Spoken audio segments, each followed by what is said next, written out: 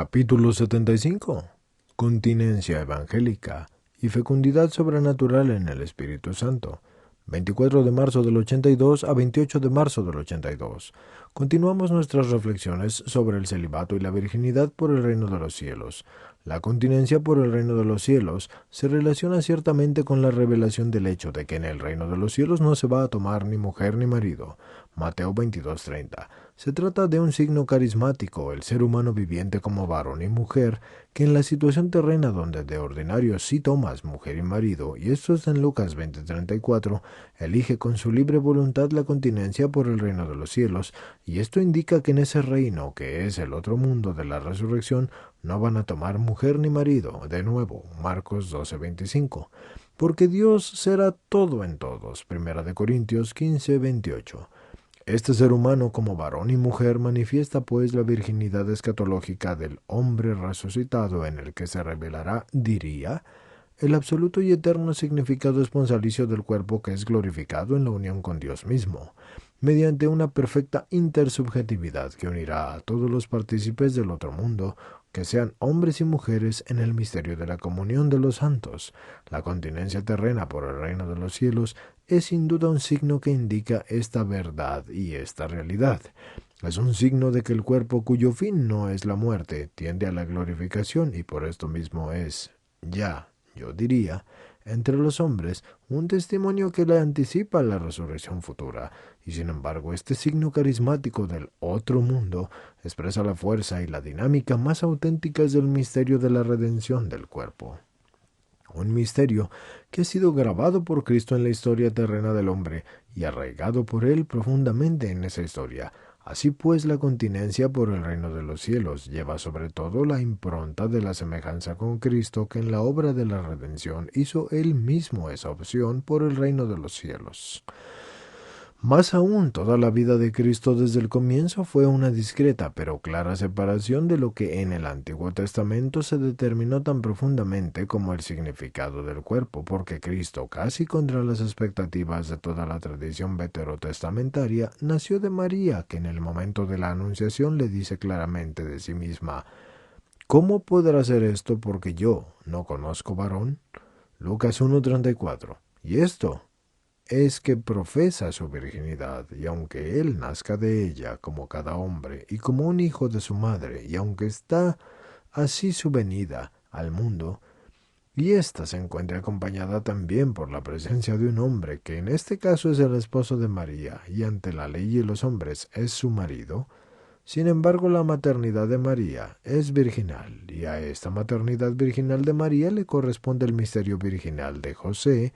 que siguiendo la voz de lo alto no duda en recibir a María, porque lo que en ella había de ser concebido es obra del Espíritu Santo, Mateo 1:20, y por lo tanto, aunque la concepción virginal y el nacimiento en el mundo de Jesucristo estuvieran ocultos a los hombres, y aunque ante los ojos de los coterráneos de Nazaret él fuera considerado como el hijo del carpintero, Mateo 13:55, ut putabatur filus, Joseph Lucas 3:23. Y sin embargo la misma realidad y la verdad esencial de su concepción y del nacimiento se aparta de sí misma y de lo que en la tradición del Antiguo Testamento estuvo exclusivamente en favor del matrimonio y que juzgaba a la continencia incomprensible y socialmente desfavorecida. Y por esto, ¿cómo podía comprenderse la continencia por el reino de los cielos si el Mesías mismo debía ser descendiente de David? Y esto es, ¿cómo se pensaba que debía ser el hijo de la estirpe real según la carne? Solo María y José, que vivieron el misterio de su concepción y de su nacimiento, se convirtieron en los primeros testigos de una fecundidad diversa de la carnal,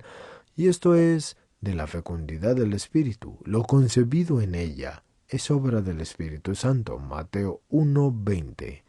La historia del nacimiento de Jesús ciertamente está en la línea con la revelación de esa continencia por el reino de los cielos, de la que Cristo hablará un día a sus discípulos. Pero este acontecimiento permanece oculto a los hombres de entonces e incluso a los discípulos, y solo se desvelará gradualmente ante los ojos de la Iglesia, basándose en los testimonios y en los textos de los evangelios de Mateo y de Lucas. El matrimonio de María con José en el que la Iglesia honra a José como el esposo de María y a María como su esposa. Eso encierra en sí, al mismo tiempo, el misterio de la perfecta comunión de las personas, del hombre y de la mujer en el pacto conyugal, y a la vez el misterio de esa singular continencia por el reino de los cielos.